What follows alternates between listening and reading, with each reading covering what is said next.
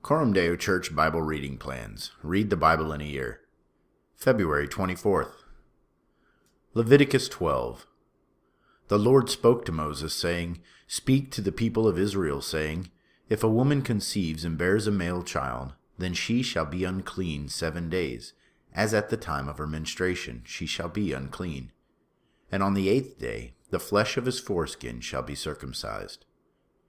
Then she shall continue for 33 days in the blood of her purifying. She shall not touch anything holy, nor come into the sanctuary, until the days of her purifying are completed. But if she bears a female child, then she shall be unclean 2 weeks, as in her menstruation, and she shall continue in the blood of her purifying for 66 days. And when the days of her purifying are completed, whether for a son or for a daughter, she shall bring to the priest at the entrance of the tent of meeting a lamb 1 year old for a burnt offering, and a pigeon or a turtle dove for a sin offering, and he shall offer it before the Lord and make atonement for her. Then she shall be clean from the flow of her blood. This is the law for her who bears a child, either male or female. And if she cannot afford a lamb, then she shall take 2 turtle doves or 2 pigeons, one for a burnt offering and the other for a sin offering. And the priest shall make atonement for her, and she shall be clean. Leviticus 13. The Lord spoke to Moses and Aaron, saying, When a person has on the skin of his body a swelling or an eruption or a spot, and it turns into a case of leprous disease on the skin of his body, then he shall be brought to Aaron the priest, or to one of his sons the priests. And the priest shall examine the diseased area on the skin of his body. And if the hair in the diseased area has turned white, and the disease appears to be deeper than the skin of his body, it is a case of leprous disease. When the priest has examined him, he shall pronounce him unclean. But if the spot is white in the skin of his body, and appears no deeper than the skin, and the hair in it has not turned white, the priest shall shut up the diseased person for 7 days. And the priest shall examine him on the 7th day. And if in his eyes the disease is checked, and the disease has not spread in the skin, then the priest shall shut him up for another 7 days. And the priest shall examine him again on the 7th day. And if the diseased area has faded, and the disease has not spread in the skin, then the priest shall pronounce him clean. It is only an eruption. And he shall wash his clothes and be clean. But if the eruption spreads in the skin, after he has shown himself to the priest for his cleansing, he shall appear again before the priest, and the priest shall look, and if the eruption is spread in the skin, then the priest shall pronounce him unclean. It is a leprous disease. When a man is afflicted with a leprous disease, he shall be brought to the priest, and the priest shall look. And if there is a white swelling in the skin that has turned the hair white, and there is raw flesh in the swelling, it is a chronic leprous disease in the skin of his body, and the priest shall pronounce him unclean. He shall not shut him up, for he is unclean.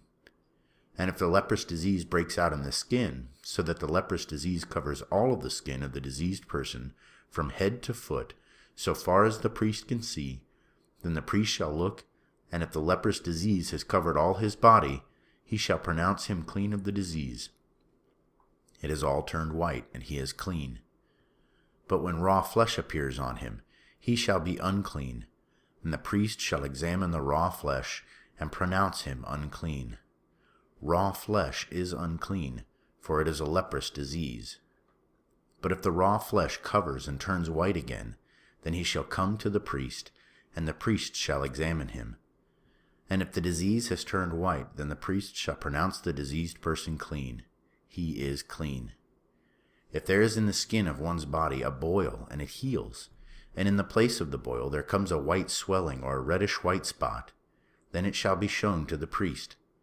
And the priest shall look, and if it appears deeper than the skin, and its hair has turned white, then the priest shall pronounce him unclean. It is a case of leprous disease that has broken out in the boil. But if the priest examines it, and there is no white hair in it, and is not deeper than the skin but is faded, then the priest shall shut him up 7 days. And if it spreads in the skin, then the priest shall pronounce him unclean. It is a disease.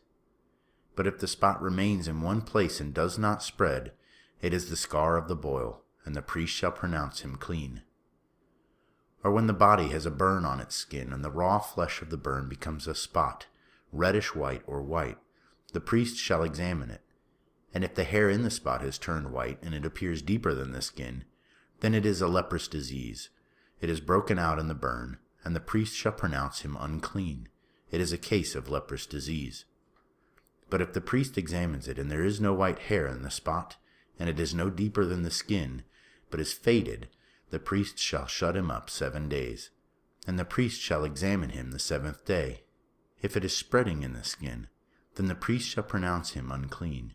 It is a case of leprous disease. But if the spot remains in one place and does not spread in the skin, but is faded, it is a swelling from the burn, and the priest shall pronounce him clean, for it is the scar of the burn. When a man or woman has a disease on the head or the beard, the priest shall examine the disease, and if it appears deeper than the skin, and the hair in it is yellow and thin, then the priest shall pronounce him unclean. It is an itch, a leprous disease of the head or the beard. And if the priest examines the itching disease, and it appears no deeper than the skin, and there is no black hair in it, then the priest shall shut up the person with the itching disease for 7 days. And on the 7th day the priest shall examine the disease. If the itch is not spread, and there is in it no yellow hair, and the itch appears to be no deeper than the skin, then he shall shave himself. But the itch he shall not shave. And the priest shall shut up the person with the itch disease for another 7 days. And on the 7th day the priest shall examine the itch. And if the itch is not spread in the skin, and it appears to be no deeper than the skin, then the priest shall pronounce him clean, and he shall wash his clothes and be clean. But if the itch spreads in the skin after his cleansing, then the priest shall examine him. And if the itch is spread in the skin, the priest need not seek for the yellow hair. He is unclean. But if in his eyes the itch is unchanged, and black hair has grown in it, the itch is healed, and he is clean, and the priest shall pronounce him clean. When a man or a woman has spots on the skin of the body, white spots, the priest shall look. And if the spots on the skin of the body are a dull white, it is leukoderma that is broken out in the skin. He is clean. If a man's hair falls out from his head, he is bald. He is clean. And if a man's hair falls out from his forehead, he has baldness of the forehead. He is clean. But if there is on the bald head or the bald forehead a reddish-white diseased area, it is a leprous disease breaking out on his bald head or his bald forehead. Then the priest shall examine him, and if the diseased swelling is reddish-white on his bald head or on his bald forehead, like the appearance of leprous disease in the skin of the body, he is a leprous man. He is unclean. The priest must pronounce him unclean. His disease is on his head. The leprous person who has the disease shall wear torn clothes, and let the hair of his head hang loose, and he shall cover his upper lip and cry out, "Unclean, unclean." He shall remain unclean as long as he has the disease. He is unclean. He shall live alone. His dwelling shall be outside the camp. Where there is a case of leprous disease in a garment, whether a woolen or a linen garment, in a warp or woof of linen or wool, or in a skin or in anything made of skin, if the disease is greenish or reddish in the garment, or in the skin or in the warp or the woof of in any article made of skin, it is a case of leprous disease, and it shall be shown to the priest. And the priest shall examine the disease, and shut up that which has the disease for 7 days. Then he shall examine the disease on the 7th day.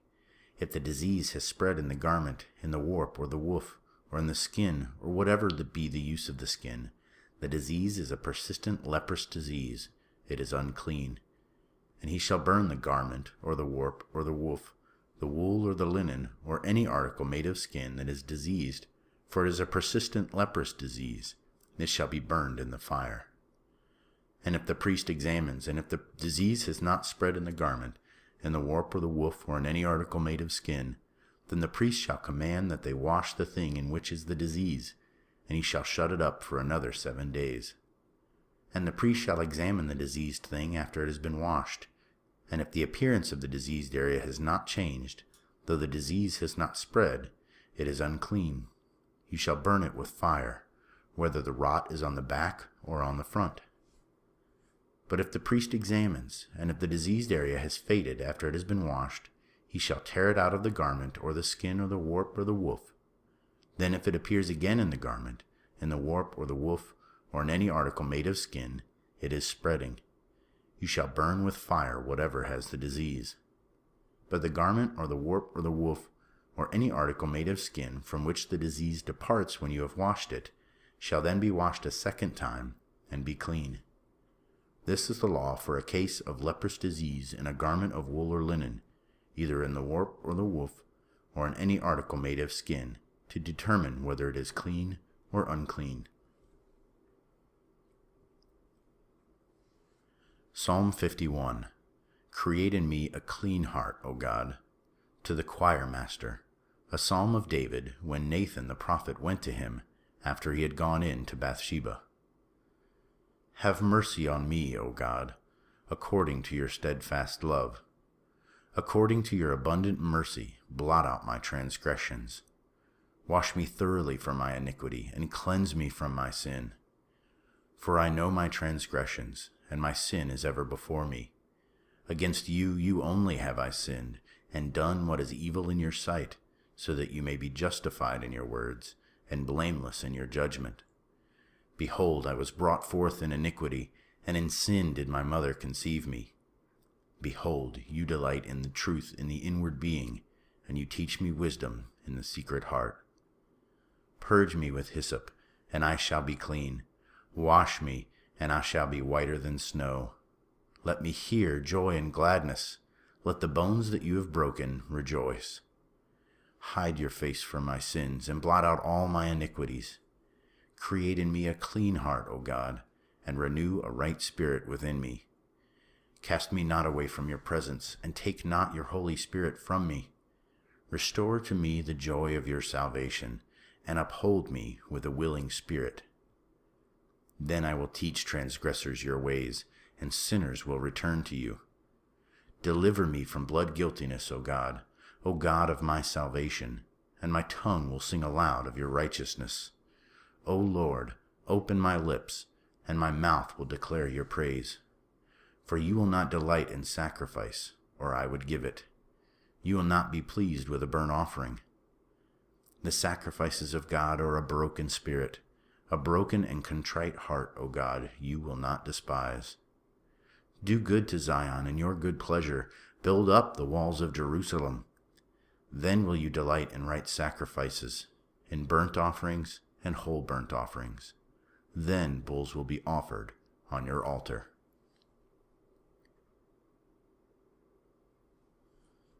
Luke 15.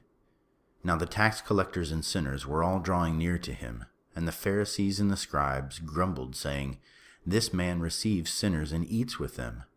So he told them this parable. What man of you, having 100 sheep, if he has lost one of them, does not leave the 99 in the open country and go after the one that is lost until he finds it? And when he has found it, he lays it on his shoulders, rejoicing. And when he comes home, he calls together his friends and his neighbors, saying to them, Rejoice with me, for I have found my sheep that was lost. Just so, I tell you, there will be more joy in heaven over one sinner who repents than over 99 righteous persons who need no repentance. Or what woman, having 10 silver coins, if she loses one coin, does not light a lamp and sweep the house and seek diligently until she finds it? And when she has found it, she calls together her friends and neighbors, saying, Rejoice with me, for I have found the coin that I had lost. Just so, I tell you, there is joy before the angels of God over one sinner who repents. And he said, There was a man who had 2 sons, and the younger of them said to his father, Father, give me the share of property that is coming to me. And he divided his property between them. Not many days later, the younger son gathered all he had and took a journey into a far country, and there he squandered his property in reckless living. And when he had spent everything, a severe famine arose in that country, and he began to be in need. So he went and hired himself out to one of the citizens of that country, who sent him into his field to feed pigs. And he was longing to be fed with the pods that the pigs ate, and no one gave him anything. But when he came to himself, He said, 'How many of my father's hired servants have more than enough bread, but I perish here with hunger? I will arise and go to my father, and I will say to him, Father, I have sinned against heaven and before you. I am no longer worthy to be called your son. Treat me as one of your hired servants.' And he arose and came to his father, but while he was still a long way off, his father saw him and felt compassion, and ran and embraced him and kissed him. And the son said to him, 'Father, I have sinned against heaven and before you. I am no longer worthy to be called your son.' But the father said to his servants, 'Bring quickly the best robe and put it on him, and put a ring on his hand and shoes on his feet, and bring the fattened calf and kill it, and let us eat and celebrate. For this my son was dead, and is alive again. He was lost, and is found.' And they began to celebrate. Now his older son was in the field, and as he came and drew near to the house, he heard music and dancing.